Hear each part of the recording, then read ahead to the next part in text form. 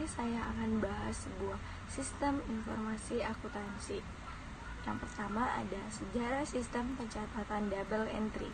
Dalam beberapa dekade terakhir, sistem pembukuan double entry atau pencatatan ganda sudah banyak dijelaskan dalam dunia akuntansi. Pada umumnya, sistem pembukuan double entry ini bisa dimanfaatkan dalam dunia akuntansi ataupun dunia bisnis. Sistem double entry ini bahkan sudah dijadikan sebagai sistem standar pencatatan keuangan yang digunakan oleh banyak perusahaan, baik itu perusahaan besar maupun perusahaan kecil. Pada sistem double entry, seluruh transaksi akan dicatat dalam bentuk debit dan kredit, dan jumlah debit harus selalu sesuai dengan jumlah kredit. Tapi beberapa pembukuan double entry ini secara mendalam. Oleh karena itu, pada kesempatan kali ini saya akan bahas sistem pembukuan double entry secara lengkap untuk semuanya. Dalam berbagai literatur akuntansi konvensional, banyak ditulis bahwa akuntansi dengan bukunya yang berjudul Summa de Arithmetica Geometrica Proportioni et Proportionalita. Buku ini diterbitkan pada tahun 1494 di Florence, Italia. Literature tahun 1961 menyebutkan bahwa seluruh karakteristik dari sistem pencatatan double entry telah dikembangkan lebih dari 100 tahun sebelum buku Lucas Pacioli muncul. Versi lainnya, Aragola menyebutkan bahwa orang pertama yang menulis tentang sistem pencatatan double entry adalah Benedetto Cortugli dengan bukunya yang berjudul Della Mercatura del Mercante Perfetto yang selesai ditulis pada tahun 1458, 36 tahun sebelum buku Lucas Pacioli muncul, dan diterbitkan pada tahun 1573. Yang kedua, ada saldo akun. Hubungan antara aktiva, kewajiban, dan ekuitas dapat dirumuskan ke dalam sebuah persamaan akuntansi, accounting equation, yaitu aset sama dengan liabilities tambah equity. Rumusan persamaan dahulu sebelum equity. Sebuah sistem akuntansi dirancang untuk menunjukkan kenaikan penurunan saldo masing-masing komponen laporan keuangan. Kenaikan ataupun penurunan laporan keuangan akun adalah catatan akuntansi mengenai kenaikan atau penurunan saldo dari masing-masing aktiva, kewajiban, dan ekuitas. Daftar yang memuat mengenai keseluruhan kode dan nama akun dinamakan sebagai bagian perkiraan chart of account.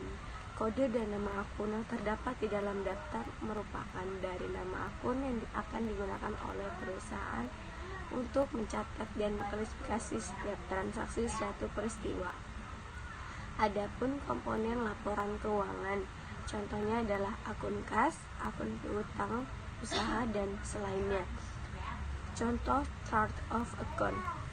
Yang pertama ada aktiva, yang isinya kas, piutang usaha, perlengkapan kantor, asuransi dibayar di muka, perabot kantor. Yang kedua, kewajiban, utang yang berisi utang, sewa diterima di muka. Yang ketiga, ekuitas pemilik, yang isinya modal dan free float. Yang keempat, pendapatan, yang berisi pendapatan usaha, pendapatan sewa, dan pendapatan bunga. Yang kelima, ada beban, yang berisi beban gaji, beban iklan, beban sewa kantor, beban utilitas, dan beban lain-lainnya. Dalam penyusunan chart of account dan telah diterapkan di kebanyakan perusahaan adalah bahwa pengelompokan kode nomor 1 selalu dimulai dari akun aktiva, selalu diikuti dengan akun-akun dari kelompok utang, ekuitas, dan pendapatan dan beban. Yang ketiga, ada analisis transaksi dan jurnal. Dalam akuntansi, proses pencatatan selalu dimulai dengan menganalisis setiap transaksi yang terjadi dalam perusahaan. Analisis ini mengandung pengertian bahwa seorang akuntan harus dapat menentukan pengaruh dari masing-masing transaksi terhadap akun. Pada tahapan ini, akuntan sudah selayaknya memiliki pemahaman yang baik mengenai definisi atau pengertian aktiva, kewajiban, ekuitas, investasi oleh pemilik, distribusi pemilik, laba komprehensif, pendapatan beban, keuntungan, dan kerugian, yang semuanya ini merupakan unsur-unsur laporan keuangan. Setelah transaksi dianalisis, langkah selanjutnya adalah mencatat kandungan informasi yang ada pada setiap transaksi ke dalam jurnal. Jurnal dibedakan menjadi dua, yaitu jurnal umum, general journal, dan jurnal khusus, special journal. Yang keempat, ada buku besar. Setelah transaksi dianalisis dan dicatat dalam jurnal, langkah selanjutnya adalah memposting setiap saldo akun yang terdapat pada jurnal ke dalam buku besar untuk masing-masing akun. Intinya adalah bahwa setiap saldo akun yang masih tercerai-berai dalam jurnal akan diakumulasikan ke dalam buku besar sesuai masing-masing akun. Nantinya buku besar untuk masing-masing akun akan memperlihatkan secara terperinci mengenai setiap perubahan atas mutasi debit dan mutasi kredit yang ditimbulkan dari seluruh transaksi yang terjadi selama periode akuntansi. Buku besar ledger dibedakan menjadi dua, yaitu buku besar umum general ledger dan buku besar pembantu subsidiary ledger. Untuk perusahaan yang sudah computerized system, proses posting dari jurnal ke buku besar tidak lagi dilakukan secara manual, tetapi akan langsung selalu dibuat secara otomatis lewat program komputer. Buku besar umum selalu dibuat atas seluruh laporan keuangan. Tidak semua akun buku besar pembantu hanya khusus akun piutang dagang dan utang dagang. Total jumlah saldo dari keseluruhan masing-masing buku besar pembantu harus sama dengan jumlah saldo yang tertera dalam buku besar umum. Yang kelima, ada neraca saldo. Neraca saldo atau trial balance adalah pembukuan atas akuntansi yang mencantumkan saldo di setiap akun besar umum organisasi. Jumlah saldo debit terdaftar di kolom dengan judul saldo debit dan jumlah saldo kredit terdaftar di kolom lain dengan judul saldo kredit. Total masing-masing dari kedua kolom ini harus sama. Seringkali penyebab terjadinya perbedaan adalah kesalahan perhitungan saldo akun memposting jumlah debit sebagai kredit atau sebaliknya. Mentransposisi digit dalam jumlah saat memposting atau menyiapkan saldo percobaan dan lain-lain. Penyesuaian juga perlu dibuat atas transaksi-transaksi yang melibatkan estimasi seperti pengakuan atas beban, penyusutan dan beban piutang tak tertagih. Yang pertama ada accurate expense atau accurate liabilities.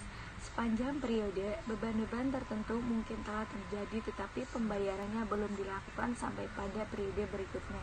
Yang kedua, accurate revenues atau accurate asset. Sepanjang periode pendapatan tertentu mungkin telah terjadi tercapai penagihan kas belum dilakukan sampai pada periode berikutnya. Yang ketiga ada billed expense atau private expense. Pengeluaran tertentu yang telah dibayarkan dicatat pada pembukuan, namun atas barang atau jasa yang belum digunakan. Yang keempat ada deferred revenues atau unit revenues, yaitu pembayaran mungkin akan diterima dari pelanggan sebelum barang dikirim atau sebelum jasa diberikan. Yang kelima ada penyusutan aktiva, yaitu pada saat sebuah aktiva terap diperoleh di akuisisi, tentu saja belum ada penyusutan yang dicatat atau diakui dalam pembukuan perusahaan atau karena belum dipakai. Yang keenam, piutang tak tertagih, yaitu sepanjang periode di mana penjualan kredit terjadi estimasi mengenai piutang usaha yang tidak dapat ditagih atau dibuat. Yang ketujuh ada neraca saldo setelah penyesuaian dan menyiapkan laporan keuangan. Pada bagian sebelumnya telah dijelaskan bahwa seluruh transaksi bisnis yang terjadi dalam perusahaan mula-mula akan dianalisis dalam rangka mengidentifikasi akun dan dicatat ke dalam jurnal. Seluruh data transaksi ini dalam buku besar sesuai dengan klasifikasi masing-masing terkait. Langkah selanjutnya adalah menyiapkan neraca saldo, menganalisis data penyesuaian, menyiapkan ayat jurnal penyesuaian, neraca saldo setelah penyesuaian, laporan keuangan, ayat jurnal penutup, neraca saldo penutup, dan ayat jurnal kembali. Yang kedelapan ada penggunaan neraca lajur. Mengenai neraca lajur merupakan sebuah kertas kerja maupun worksheet yang berisi semua data tentang akuntansi dan biasa digunakan untuk memudahkan ketika hendak membuat laporan keuangan. Bagi sebuah perusahaan yang berskala kecil dan akun buku besar tidak terlalu banyak. Tentu perusahaan yang berskala kecil dan buku besar tidak terlalu banyak itu, neraca ini tidak dibutuhkan karena bisa langsung disesuaikan dengan neraca saldo yang ada. Lain halnya dengan sebuah perusahaan yang memiliki skala besar, adanya neraca lajur ini akan mampu memberikan kemudahan dalam melakukan rekap data keuangan sebelum dilakukan sebuah penyesuaian. Neraca lajur atau worksheet ini juga menjadi suatu landasan yang digunakan untuk memeriksa dengan sebuah rekening buku besar yang telah disesuaikan. Tidak hanya disesuaikan saja, adanya keseimbangan dan juga disusun berdasarkan rekening dalam melakukan laporan keuangan. Bentuk neraca itu juga untuk penempatan debit dan kredit. Adanya kolom-kolom tersebut nantinya akan digunakan untuk melakukan penyesuaian sehingga antara neraca saldo dan penyesuaian bisa masuk dalam worksheet tersebut. Adapun fungsi neraca lajur yaitu digunakan untuk meringkas data, mengevaluasi transaksi yang ada, sarana menyusun laporan, melihat kegiatan harian perusahaan. Yang kesembilan, ada ayat jurnal penutup. Jurnal penutup adalah jurnal yang dibuat pada akhir periode akuntansi untuk mentransfer saldo dari akun sementara ke akun permanen. Perusahaan menggunakan jurnal penutup untuk mengatur ulang saldo akun sementara, akun yang menunjukkan saldo selama periode akuntansi tunggal menjadi 0. Jumlah dalam satu akuntansi harus ditutup dengan melakukan hal tersebut.